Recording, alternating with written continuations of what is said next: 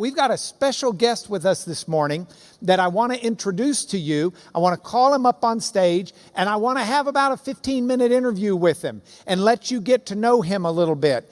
His name is Michael Vowel, as in A-E-I-O-U, and sometimes Y. We would call him Rabbi Michael Powell. He is the rabbi at the congregation that we're going to do the field trip to in a number of years. He's got a degree from Moody Bible Institute. He's got a master's from Dallas Theological Seminary. He's incredibly scholastically trained. He works on Hebrew scrolls and has gifted one in a beautiful frame in the library, if you get a chance to see it in the library. But he works with these old ancient scrolls and just does an amazing job. He preaches every Sabbath. So he had church yesterday. He's got his delightful daughter and her friend with them as well. And they're sitting down here with Rick Meadow and this crew right in here. So anyway, would you join me in calling up here and welcoming Michael Vowel, Rabbi Michael.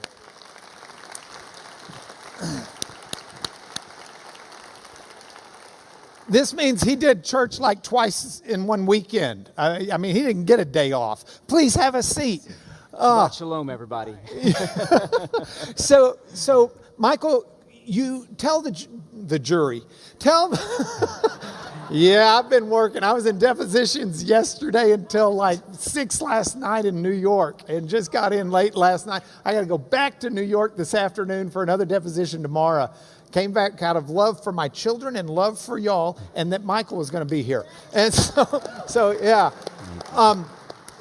So excuse me if I lapse into my legal jargon for a moment. Please tell the jury, no. Tell them a little bit about where you grew up and your Hebrew heritage. Fill us in. That's really good. So I grew up on the south side of the city in Sugar Land, Texas. And a little bit of my background, my dad is a Reformed Jewish. He's now passed and gone to be with the Lord.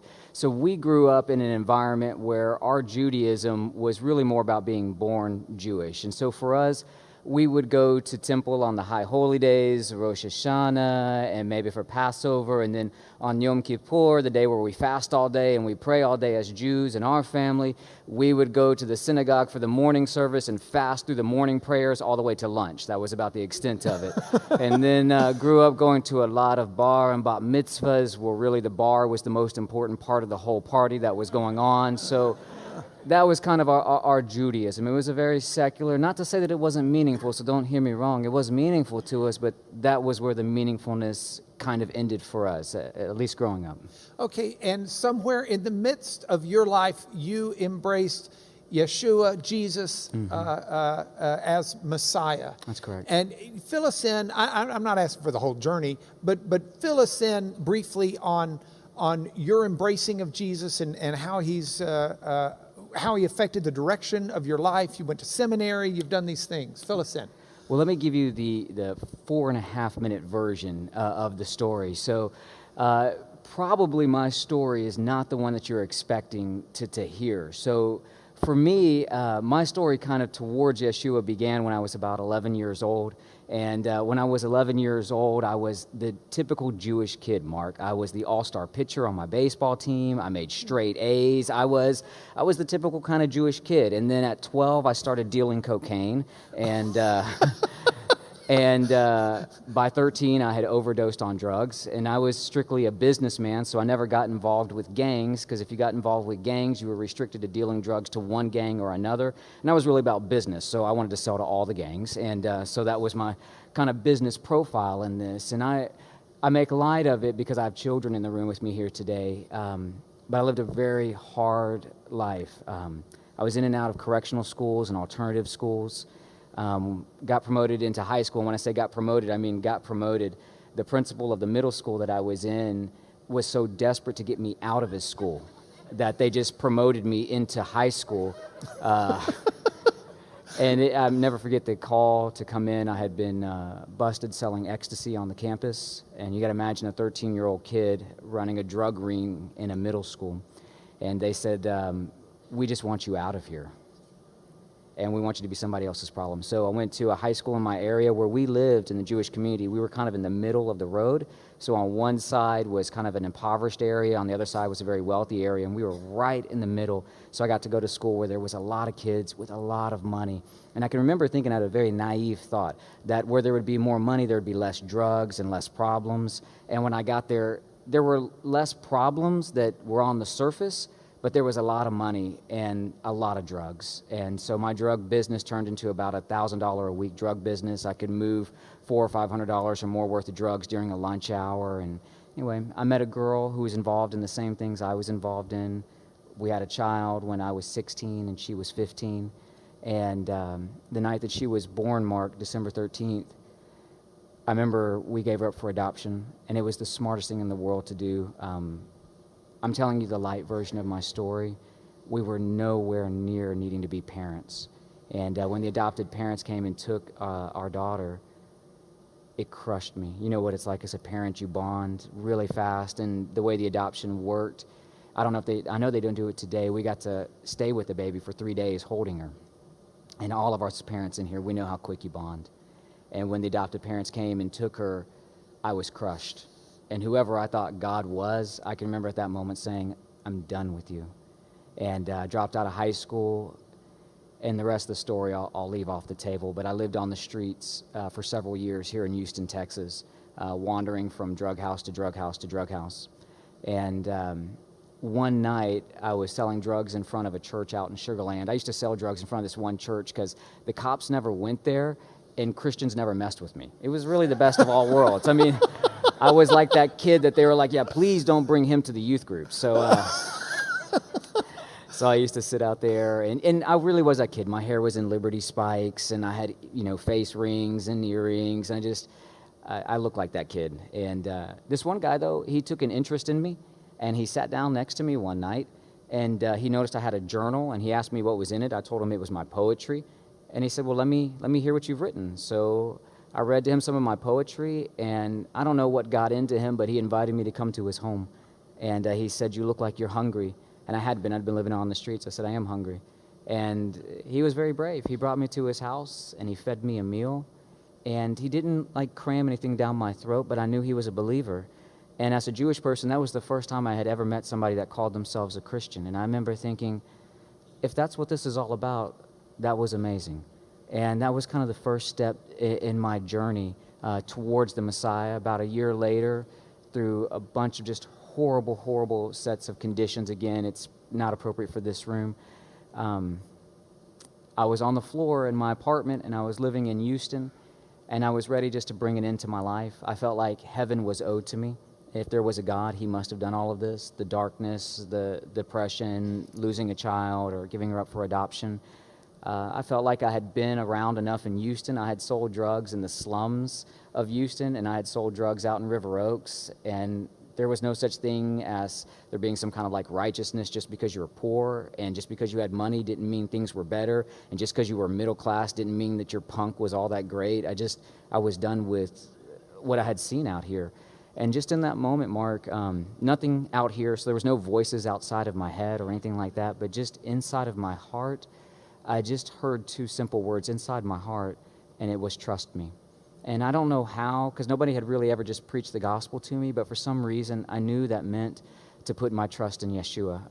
That's Hebrew for Jesus, or to trust Jesus. And so there on my apartment floor, not really knowing what to do, I just said, okay, whoever you are, Jesus, I'll try this. And Mark, I don't know how to explain it. The next day, I just went to the first church I could find, and it was a small little Baptist church, about 5,000, called Second Baptist. And Ed Young was preaching a message on marriage from Ephesians 5, and he was coming to the close of his message, and in good, Baptist style, he was going to do his altar call. And I can remember him pointing out, and he said, it doesn't matter how dirty or how filthy you are, Jesus is a perfect bridegroom, and he accepts you just the way you are today. And I remember going, that sounds right. And so I went down, and I asked Yeshua to come into my heart. I believed in his name, and After that, I went into hiding for a good while. I had to because of my lifestyle. There was actually a hit on my life from the Asian mafia, and there was just a lot of stuff going on. So A lot of us relate to that. absolutely. I told you, mine's not the traditional Jewish story. But I went into hiding. I turned phones off. I turned pagers off. Remember when we used to have pagers, right? And all I did was read my Bible, and I watched Billy Graham videotapes, because that's all. I thought that's what you guys did. I know what Jews do. I just didn't know what you guys did. So I thought all y'all did was read your Bible and watch Billy Graham. So I didn't do anything else but that. And then when I got done watching Billy Graham, I would try to preach like him to my one plant and cat that was in my apartment. And my plant died, and the cat ran away. So figured I better find a better calling. I began to pursue the Lord, and miraculously, and I thank God for His grace. Mine is that story where it took 8 to 10 weeks and about 10 to 11 years of drug addiction. He miraculously took it out of my life, and it was just amazing what He did. Amen. So, Mark, from there, How do you go from there to being the rabbi at this congregation? They're nuts over there. No. It's amazing because in my heart of hearts, I knew that what I needed to experience was Jesus as the Jewish Messiah that I kept encountering over and over and over again in the Scriptures. I knew He had to be for the Jewish people. I knew this in my heart of hearts. And I felt a sense of calling into ministry, but I didn't have any self-confidence. You can understand, a high school dropout, living on the streets. I had to reteach myself English and math when I came to faith in the Lord, just to get through a normal day and job. And I married a gal who came from a very different story than mine. Brought up in the church, gave her life to the Lord at 6 years old, and I was able to seduce her with my charm into marrying me. And and she was the first one. She looked at me one day and she said, "Michael, you're not the village idiot that you think you are. You're bright, you have a sharp mind, and let's get you on the college route." So really, at her prompting and her suggesting, I never thought that I could do any of this stuff, Mark, honestly. I didn't think it was in the deck of cards for me. So she encouraged me. I applied to Moody and got into Moody Bible Institute and the Jewish Studies program in Chicago, and finished a 4-year degree in 2.5 years, graduated at the top of the class, all the honors and stuff that just comes from serving the Lord. And then from there, I went to Dallas Seminary and did my THM, our master's, in Hebrew and ancient Semitic languages, and again, graduated at the top and all that. It just, at the end of the day, it was a lot of loving people and a lot of God's grace on my life. And from there, we've always just served our community, Mark, starting with my own family, wanting to present the Messiah to them. And then from there, wherever we've gone, we've always lived in the Jewish community, been around Jewish people, and we feel like if Yeshua is for anybody, He's for the Jewish people, and He wants to see the salvation of His own people. And so I just want to be a part of that wherever I am. Amen. Well, one of the points that I've tried to make in the process of the study we're doing on Paul is Paul never uses the word conversion. Right.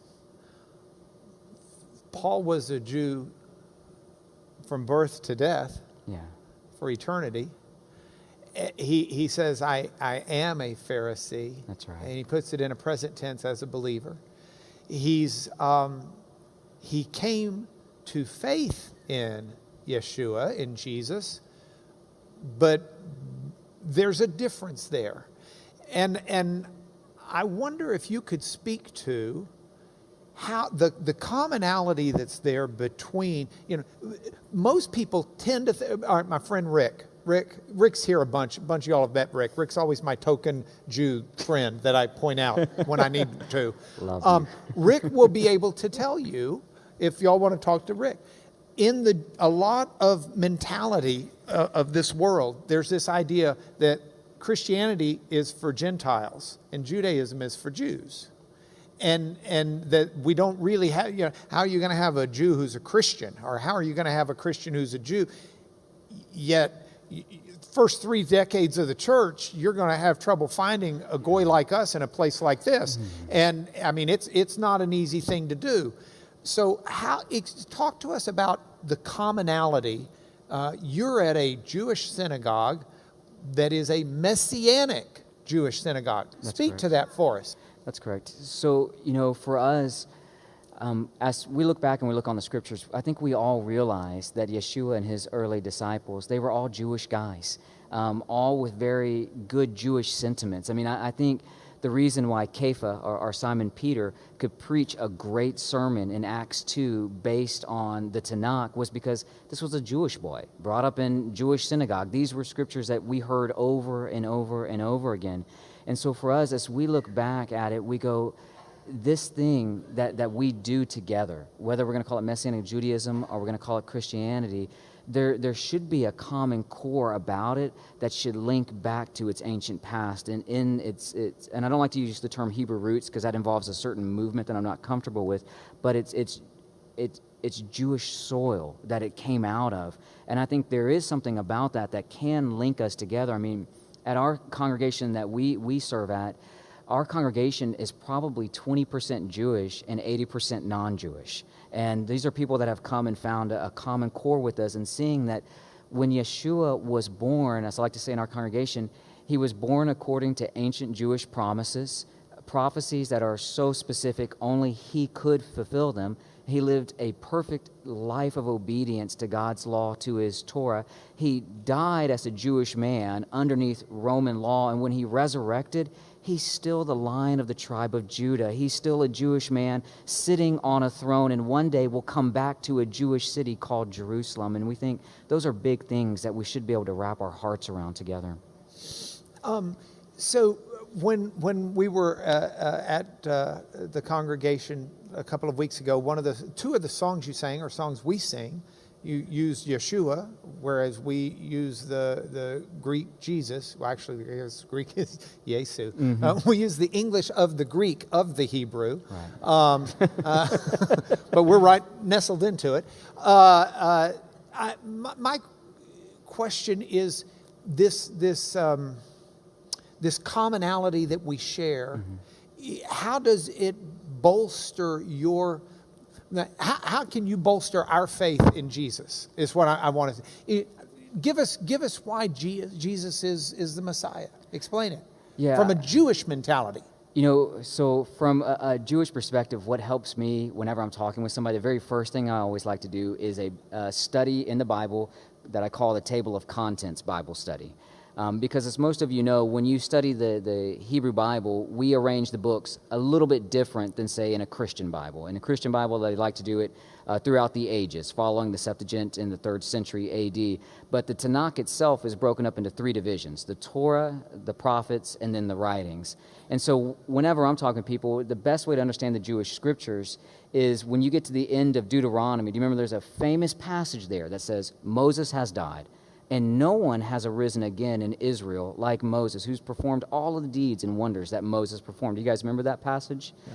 And that's based on a prediction that was just prior to that in Deuteronomy 18, that there would be a prophet like Moses who would rise up in the land. Now, interesting, Mark, for us Hebrew geeks out there, that word rise up is the word kum, or yakum. Mm-hmm. When that word gets taken up into the mouth of the prophets, that's the word for resurrection.